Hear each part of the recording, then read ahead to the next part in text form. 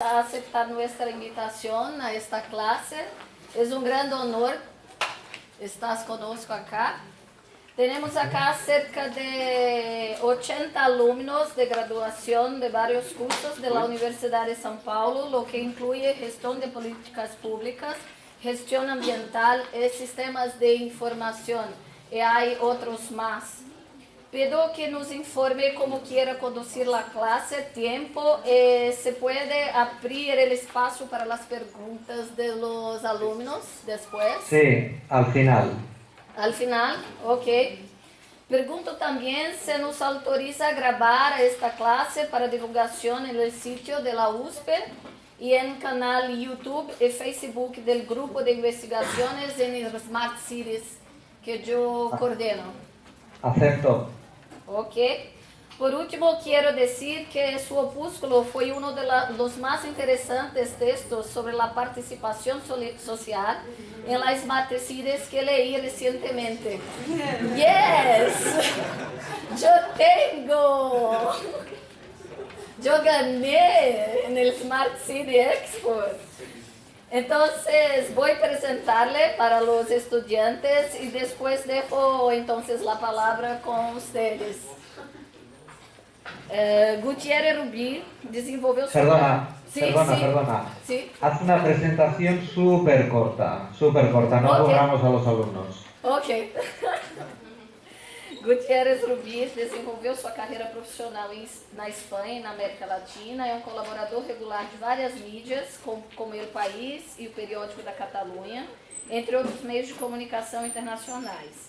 Ministra cursos sobre comunicação e mestrado em várias universidades e é promotor do Scholarships em América Latina e Barcelona para estudantes que vão para o mestrado em comunicação política na Espanha. Além da comunicação em nova política e novas tendências no ambiente social e de negócios, Gutiérrez Rubí tem escrito livros de referência sobre a transformação de modelos de comunicação, liderança, relacionamento na sociedade em rede. No que respeita à tecnopolítica, é criador do projeto Apps for Citizens, uma iniciativa que visa identificar, promover e desenvolver aplicações móveis para engajamento social e participação cidadã. Hoje ele vai falar conosco daquele nosso último tópico, que é a Smart Citizen, a participação cidadã dentro das cidades com o uso de tecnologia. Então, professor Antoni, se você pode falar um tanto despacio, ajuda os alunos a compreenderlo. ¿Ok? Gracias una vez más por estar acá. Buenos días. Voy a compartir la pantalla para que puedan ver ustedes mi escritorio porque tengo una presentación que quiero hacer. Cuando vean la pantalla compartida me avisan. ¿Estamos a bien? ¿La están viendo? Sí. Perfecto, muy bien. Este material que les voy a enseñar ahora se lo voy a entregar a ustedes también para que lo puedan analizar o estudiar o mirar después con más calma. Por lo tanto, como tenemos las dificultades del idioma, prefiero ahora su atención que no tanto su dedicación. No tomen notas y ahora atiendan bien la pantalla y mi voz para que podamos entendernos bien. Si les parece bien, yo esto se lo voy a entregar. ¿Ok? Sí. Muy bien. Lo primero que quiero decirles es que así como vemos un territorio, así lo pensamos. Esta expresión, maneras de ver, maneras de pensar, es una expresión importante para lo que les quiero hablar esta mañana. Hay una íntima relación y una íntima vinculación entre cómo pensamos y cómo miramos las cosas. Cómo vemos una ciudad, cómo vemos un barrio, cómo vemos una casa, cómo vemos un espacio, así como lo vemos, así lo pensamos. La hipótesis de mi trabajo es que si viéramos las cosas con otras perspectivas, con otras miradas, con otros focos, seguramente veríamos la realidad también de otra manera. Empecemos por lo importante. Los mapas que conocemos hasta ahora están equivocados. No hay ninguna razón puramente geográfica para que ver el mundo desde el norte o desde el sur sea mejor desde el norte y no desde el sur. Por lo tanto, a lo largo de la historia, las maneras en que hemos tenido de mirar el mundo y de mirar el espacio público nos han condicionado totalmente. Por lo tanto, esta es la visión que nos condiciona, esta es la visión real del mundo. Fíjense en algo importante. No sé si están viendo ustedes cómo está África. ¿La están viendo cómo está? Sí. Supuestamente están viéndola al revés de cómo la vemos habitualmente. Pero así se vio, digamos, esta es la versión publicada. La primera fotografía que se hizo desde el espacio del planeta fue esta. Pero la NASA tomó la decisión de publicarla desde la visión desde el norte. ¿Ven la diferencia? Sí. ¿Ok? Por lo tanto, la manera en que nosotros tenemos de mirar el mundo es un artificio. No hay ninguna razón geográfica, ni científica, ni técnica para decir que esta imagen es más correcta que esta. ¿De acuerdo?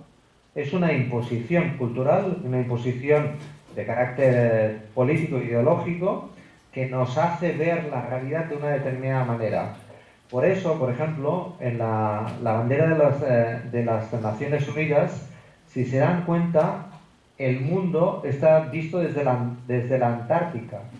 Es decir, está visto desde el norte para no tener una visión eurocéntrica o no una visión desde el Atlántico ni desde el Pacífico.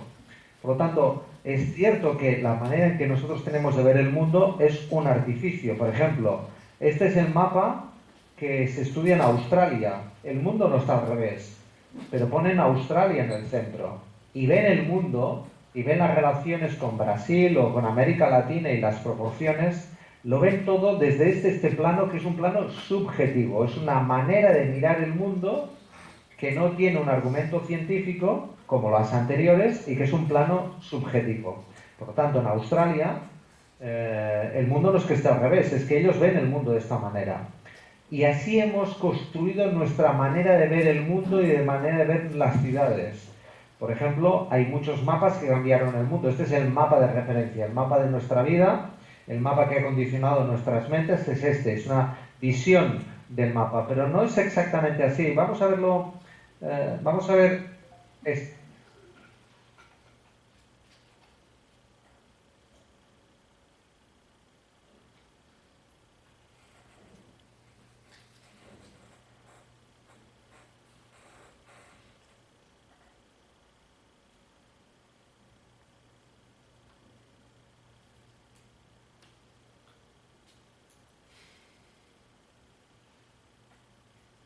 Perdón, sigamos.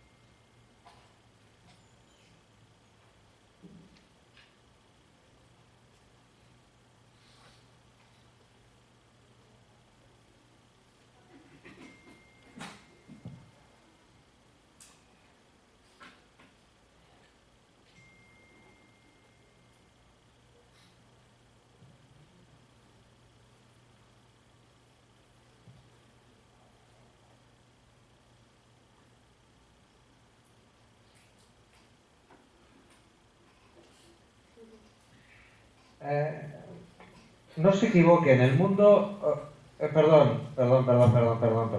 El mundo como lo vemos es una, una materialización, una realización, una imposición que tiene connotaciones culturales, sociales, políticas, geopolíticas.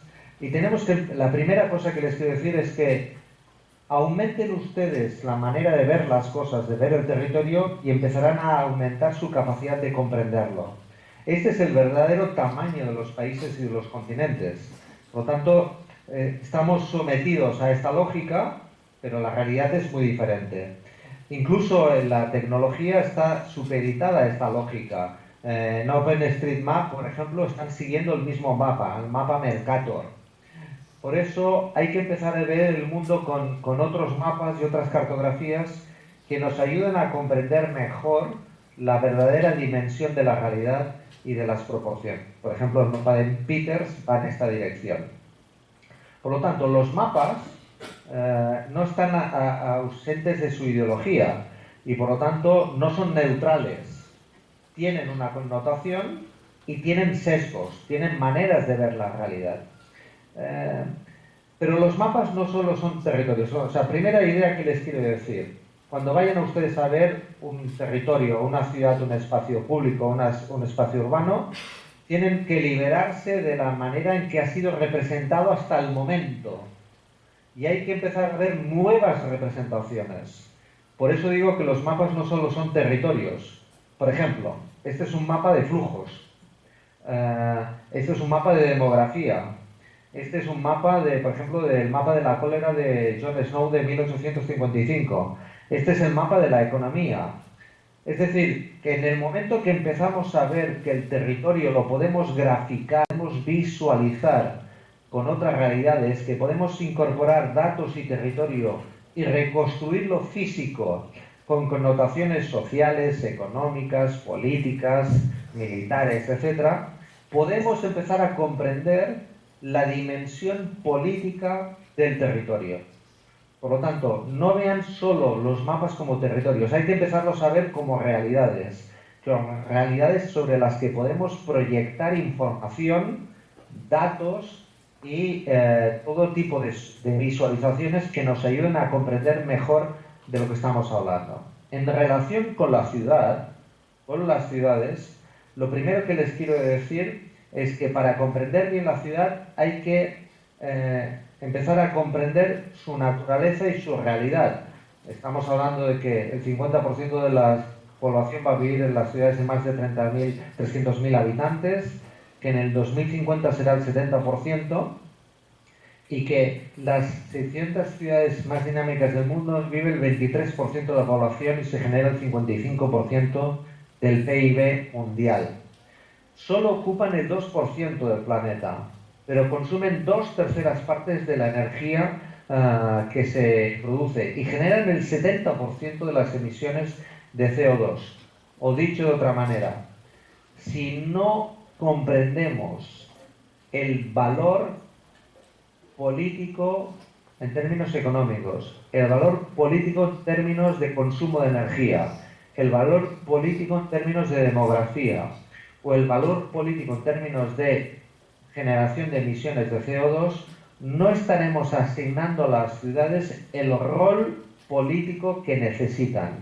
Por lo tanto, primera consideración es una nueva reconsideración del poder político de las ciudades. Tenemos estados-nación, estados muy grandes y ciudades muy grandes, pero con un poder político muy pequeño. Y esta es la primera cosa que les quiero decir, una recuperación del poder político de las ciudades que nos permitan encontrar mejor su configuración. Segundo, las ciudades se construyen de una manera que preconfiguran su futuro. Por ejemplo, estos son mapas de texturas de diferentes ciudades, México, New York, Shanghái. La planificación urbana también preconfigura el futuro de los habitantes de cada una de las ciudades. Y por lo tanto, les recomiendo muchísimo entender esas texturas, esas configuraciones, para imaginarnos cómo se vive, cómo se trabaja, cómo se consume, cómo se desarrolla una comunidad que viven un territorio con estas texturas, estas u otras. Un libro que vale la pena leer es Charles Dickens, Historia de dos ciudades. Tiene que ver con Europa, con París y Londres, pero les recomiendo mucho que lean la versión portuguesa o brasileña de este libro, que vale la pena, que les ayudará a comprender. Y también a Italo Calvino, un libro extraordinario que se llama Ciudades Invisibles, para comprender esa dimensión humana, esa dimensión de memorias, deseos, lenguajes, de contextos de un territorio urbano. En definitiva, el punto con el que quiero trabajar ahora es que lo importante de un mapa no es lo que muestra, sino lo que esconde.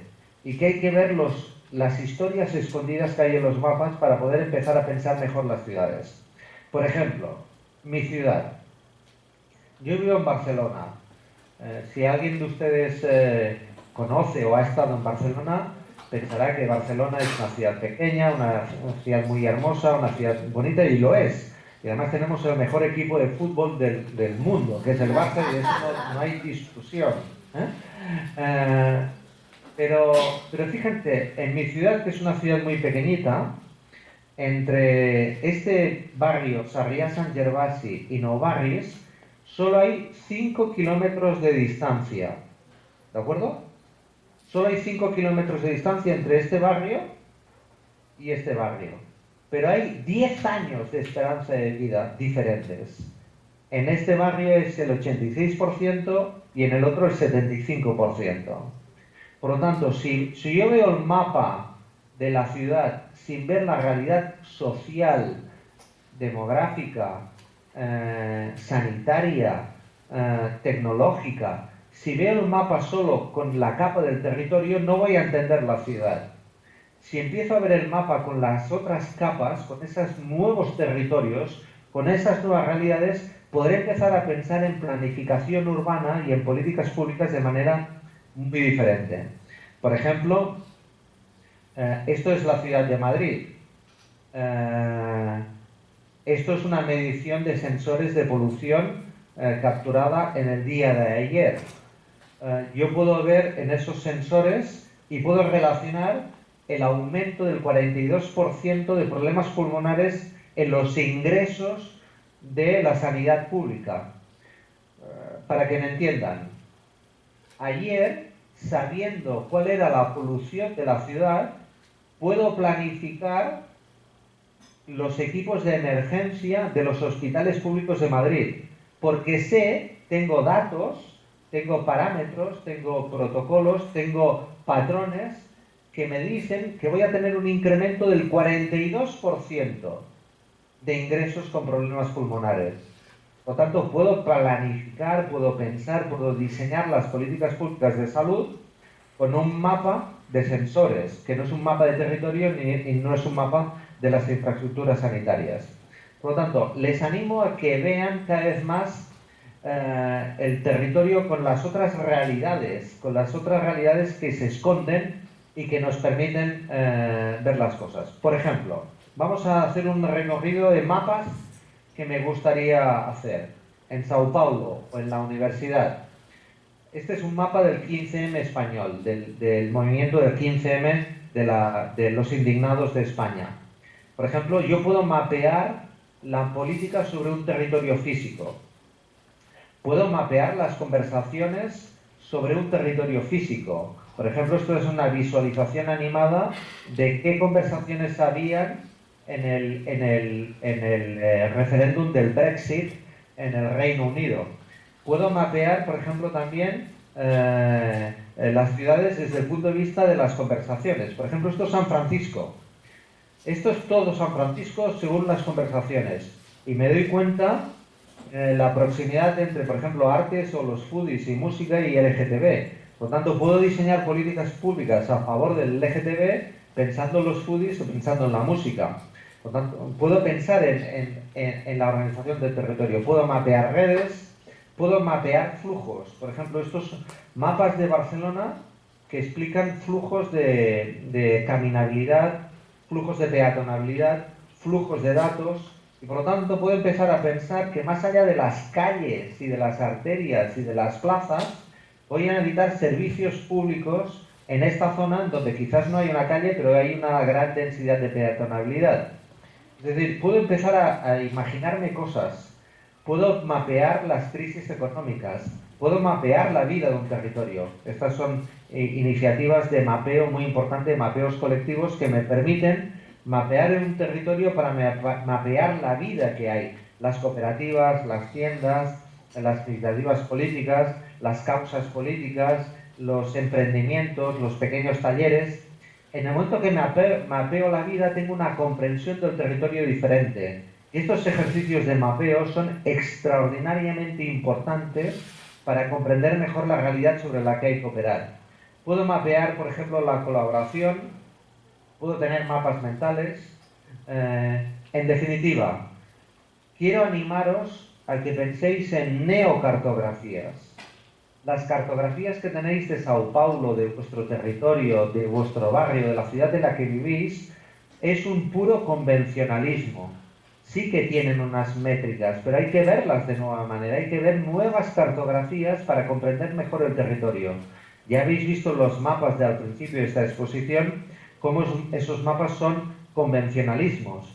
Pero si añades al convencionalismo la confusión o la miopía, no entiendes nada. Para comprender bien un territorio hay que tener neocartografías. Por ejemplo, en estas neocartografías, ¿tengo que preocuparme más por el perímetro o por los contornos? Es decir, por las fronteras, por los espacios de interconexión. ¿Dónde acaba la ciudad? ¿En qué calle exacta acaba la ciudad? Sé en qué calle acaba la competencia del municipio o la competencia del intendente, pero ¿la ciudad exactamente acaba en esa calle o tenemos que pensar en ideas de contornos? En las neocartografías, ¿tengo que imaginarme el centro o los centros distribuidos? Tengo que imaginarme lo que veo en superficie o lo que está por debajo de la superficie, lo que está sumergido. Tengo que imaginarme lo que está estático o lo que está en movimiento. ¿Tengo que imaginarme lo físico o tengo que imaginarme lo digital? ¿Tengo que imaginarme las redes o las relaciones? ¿Tengo que imaginarme el 2D o las 3D y las capas de información? ¿Tengo que ver simplemente las escalas o tengo que utilizar zooms para ver realidades dinámicas? ¿Tengo que ver metros cuadrados o vida exponencial? En definitiva, quiero animaros muchísimo que para comprender la Smart City hay que comprender las Smart Citizens. Si no, solo vais a ver planos, mapas, pero no vais a ver la vida de la ciudad. Vais a ver la construcción urbana, la planificación urbana y en muchos casos de manera convencional y tendenciosa, fruto de un artificio, de una manera de entender el poder y de una manera de entender la historia, pero no vais a ver la vida. Entonces, os animo muchísimo a que introduzcáis nuevas competencias para ver la realidad, nuevas cartografías, nuevas geografías, nuevas neocartografías. Porque si lo hacéis, vais a tener nuevas oportunidades de visión, nuevas realidades, nuevas concepciones de las cosas. Pongo algunos ejemplos. Este es un ejemplo de Barcelona que se llama Cartodata. Es un ejemplo muy importante en donde muchos operadores públicos y privados están compartiendo cartografías diferentes del mismo territorio. Este es un territorio físico, pero lo ven y lo perciben y se ve y se estudia desde diferentes maneras. Este es un especialista que trabaja en temas de data art, es decir, coge un territorio, por ejemplo Barcelona, y le pone capas de valor, capas de información y lo visualiza de maneras diferentes. ¿Con qué objetivo? Maneras de ver, maneras de pensar. Si queréis gobernar las ciudades, tenéis que pensarlas de otra manera. Y si queréis pensarlas de otra manera, tenéis que mirarlas de otra manera. Somos muy dependientes de la visión. Así como vemos, así pensamos. Y yo os quiero animar que para entender bien la ciudad global y la ciudad contemporánea y la ciudad del futuro, hay que ver las otras realidades, las otras capas de información, ver muchas cartografías diferentes sobre el mismo territorio para tener una información útil y, digamos, mucho más rica, mucho más centrada en lo vital. Si lo hacéis, estaréis muy cerca de la nueva política, de comprender nuevas estrategias de gobernanza Y esta es una idea importante que quiero trasladaros, que las ciudades, para ser gobernadas mejor, necesitan ser pensadas mejor, ser miradas mejor.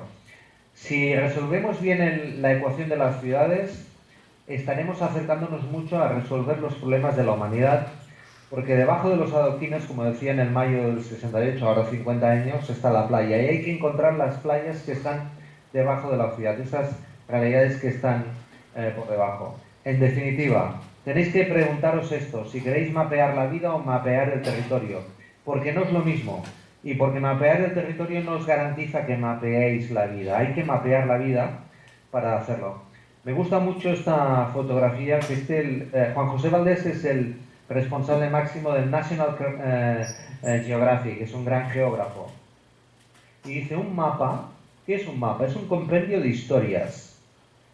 Y podemos imaginarnos cada vez más que los mapas se van a ir reconstruyendo y construyendo en función de nuestra historia personal y de la tecnología. Vamos hacia un mundo en donde la realidad que vemos la vamos a añadir con capas de información y vamos a tener realidades virtuales, 2D, 3D, capas de visualización diferentes para los problemas. Entonces, me parece que esto es muy importante.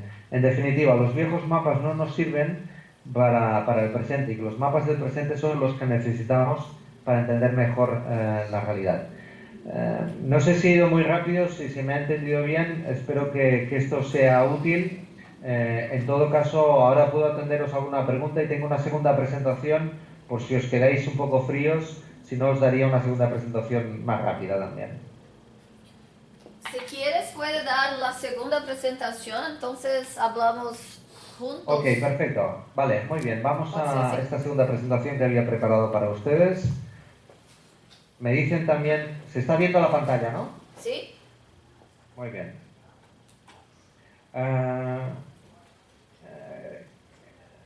¿Cómo creo que cómo van a venir las cosas? Van a venir por este mapa. Los ciudadanos vamos a tener con nuestros dispositivos móviles, con nuestros celulares, una capacidad de inteligencia colectiva que va a estar, digamos, en itinerancia con infraestructuras inteligentes y con territorios inteligentes.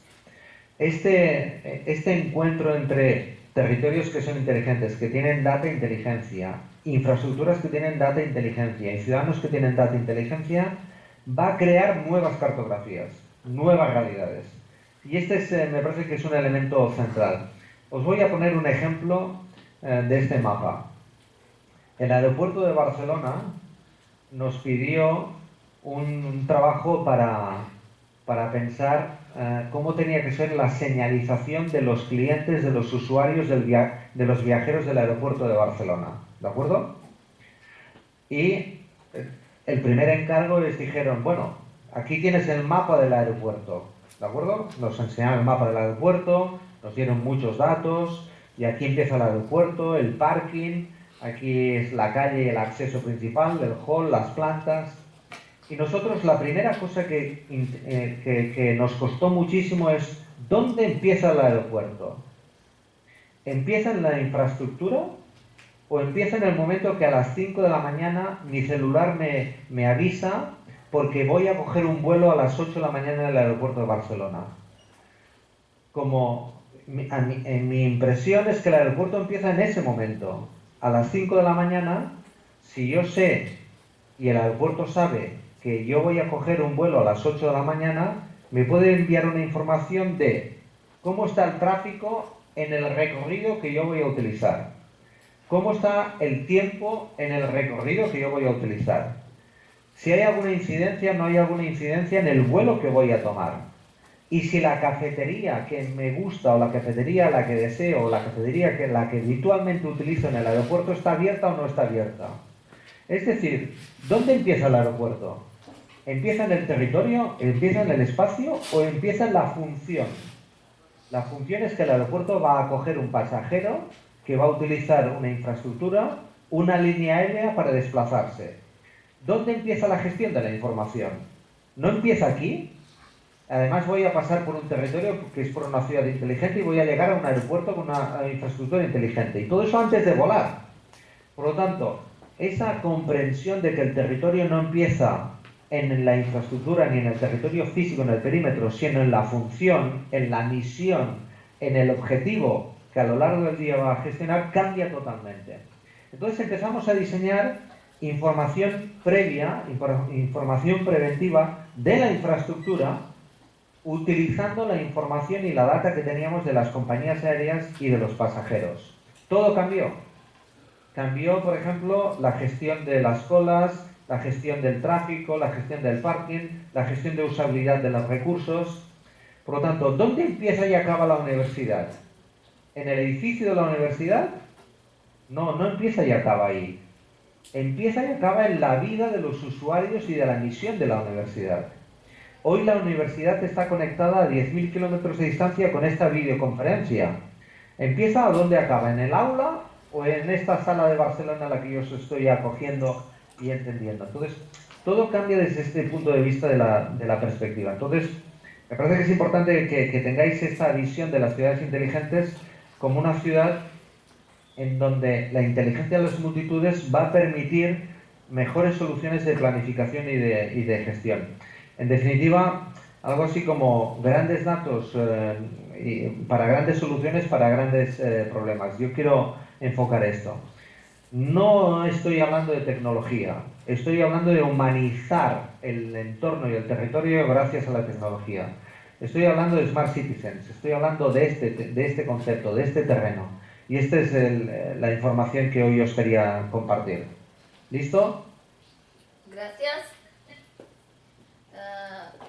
Profesor Anthony, ¿se puede hablar más sobre las calidades de una Smart City como una ciudad más humana? ¿Cómo se puede marcar esto? Ok. A ver, la primera idea es no poner en el centro de las políticas públicas a la tecnología, sino poner en el centro de las políticas públicas a las personas. Cuando estamos hablando de Smart City y estamos hablando, por ejemplo, de los datos que conseguimos con los semáforos y con el control del tráfico, estamos hablando de tecnología y de números. Pero ¿es lo mismo una madre que está llevando a sus hijos al colegio que unas personas que van al gimnasio? Las dos están teniendo el mismo problema. Tienen un semáforo rojo o tienen un tapón o tienen un tranque. Las dos tienen el mismo problema. Pero ¿lo viven de la misma manera? ¿El impacto en sus vidas es igual? ¿Los problemas secundarios son los mismos? ¿La afectación a su vida cotidiana es la misma? No. Por lo tanto, la primera cosa que hay que hacer es ver cómo conseguimos que los datos, más que representar realidades físicas, nos ayuden a comprender las vidas de las personas. Esto es central. Entonces, es una cuestión como de principio, de dónde ponemos el foco. Pongo el foco en la sensorización, en la monitorización, pongo el foco en los datos, pongo el foco en los objetos, en lo físico, o pongo el foco en lo vivido, en lo vital. Y esto cambia muchísimo la manera de ordenar, de buscar, de planificar los datos y de gestionar los datos. Y también de encontrar un enfoque de Smart Citizens. Por ejemplo, la propia reivindicación de la palabra. ¿Por qué pongo yo Smart Citizens? Porque nos hemos comido la pastilla de que cuando hablamos de tecnología y ciudad estamos hablando de tecnología y ciudad, no tecnología y ciudadanos. O sea, la lucha por el nombre ya es una lucha de carácter político y técnico. Tomar la decisión que las Smart Cities no sean Smart Cities, sino sean Smart Citizens, cambia radicalmente el foco de las políticas públicas y el foco de la intervención. Entonces, es en el lenguaje, es en la visión, es en la representación, es en las maneras de hablar y en las maneras de mirar en donde están las trampas, en donde tenemos que empezar a liberarnos. Por lo tanto, primera gran idea, hay que cambiar el foco de la representación, de lo físico, de lo visible a lo sumergido, y de lo físico a lo vívido, a lo vital, a lo que se vive. Y cambiar el lenguaje, pasar del Smart City al Smart Citizen y empezar a encontrar datos que nos ayuden a comprender mejor la vida de la gente y las soluciones que necesitamos en la ciudad para la vida de la gente. Es un desafío y es, a la vez es como, ¿cómo te diría? Es como una... forma parte de una visión política de la realidad. Una visión, una manera de entender la realidad. Que no está pensando en máquinas, sino está pensando en personas. Gracias. Hay una otra pregunta. Yo tengo dos preguntas para hacerlo. Es en la página 19, hablas sobre la diferenciación entre la condición, ¿no? Un desplazamiento de la condición al interés. Acá en Brasil, nosotros estudiamos la ciudad a partir de la visión de la condición, porque somos un país desigual. ¿Cómo puedes hablar sobre eso? La condición en el interés. Barcelona también es una ciudad desigual. Ya os he explicado antes que en mi propia ciudad, a 5 kilómetros de distancia, hay 10 años de esperanza de vida diferentes, en la misma ciudad. De un barrio a otro, 10 años de diferencia. Por lo tanto, evidentemente vivir en ese barrio genera unas condiciones medioambientales, sociolaborales, demográficas, económicas, que tienen una afectación en la calidad de vida y evidentemente en la esperanza de vida. Es cierto, las condiciones son importantes, pero las condiciones físicas nos explican toda la realidad, no. Hay que comprender los intereses de la gente. Por ejemplo, en esos dos barrios, en el que tiene 10 años más de esperanza de vida y en el que tiene 10 años menos, habrán personas que comparten el mismo interés. Por ejemplo, el interés por la peatonalización, por la caminabilidad de la ciudad de Barcelona. Los dos comparten. ¿Viven en el mismo territorio? No. ¿Tienen las mismas condiciones? No. Pero tienen un interés compartido. ¿Yo cómo tengo que ver la planificación? ¿Solo por las condiciones? ¿O tengo que empezar a encontrar intereses? Tengo que empezar a ver nuevos territorios, nuevas realidades, para entendernos nuevos barrios de intereses, nuevos barrios de causas, nuevos barrios de ambiciones, de deseos, nuevos barrios de objetivos.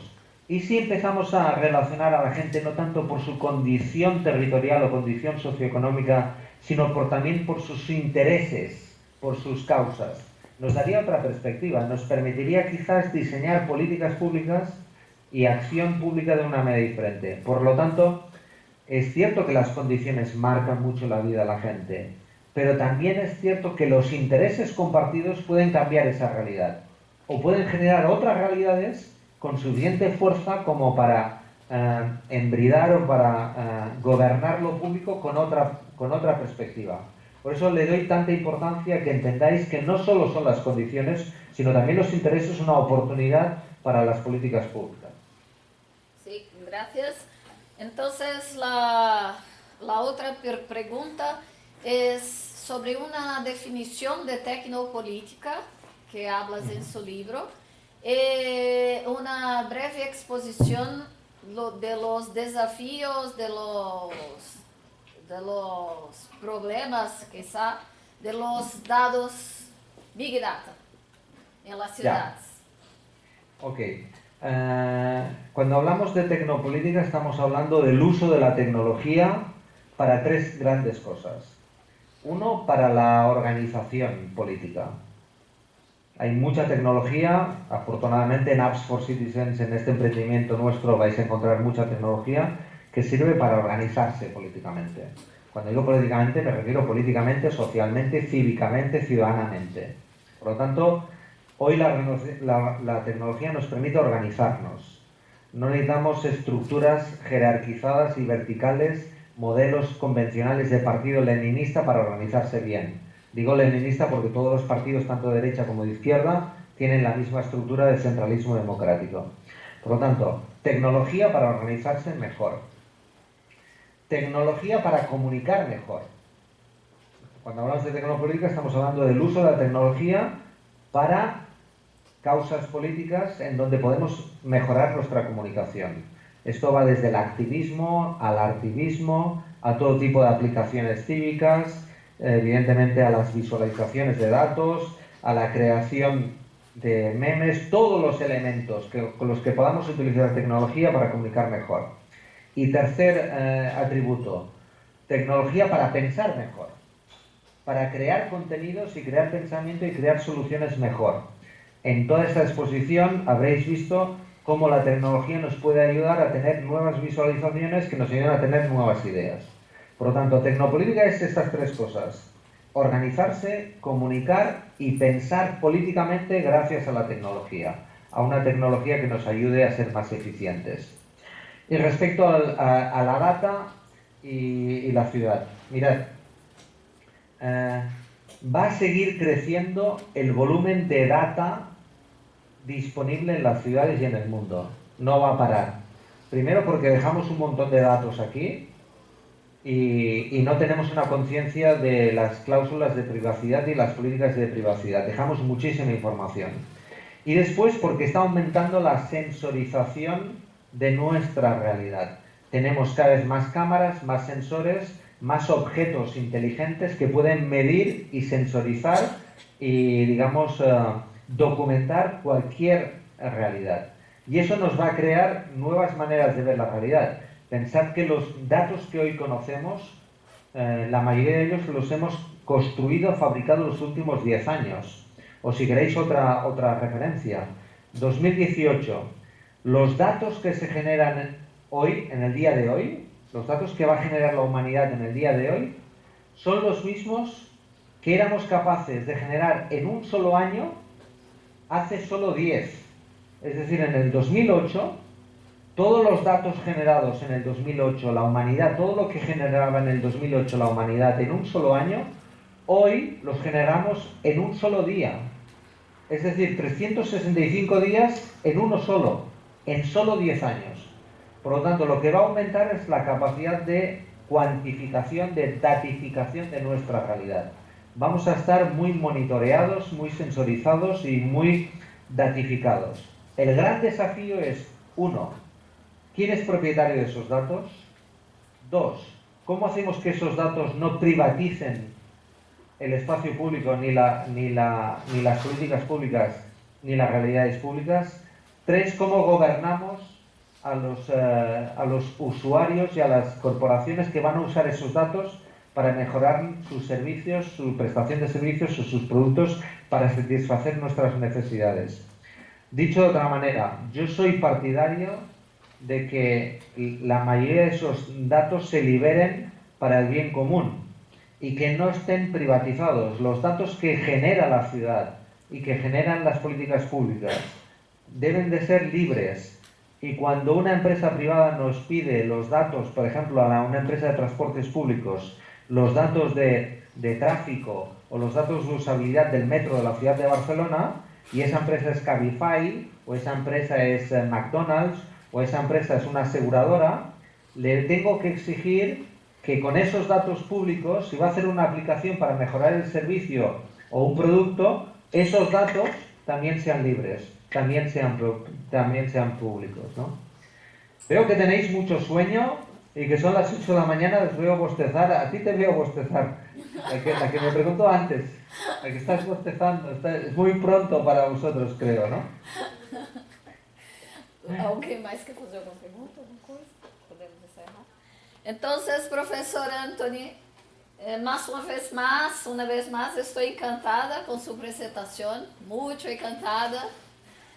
Deseo oír muchas veces más aquí en Universidade de São Paulo, personalmente, si venir a Brasil. En novembro estaré en Smart City Expo, espero mirarlo personalmente.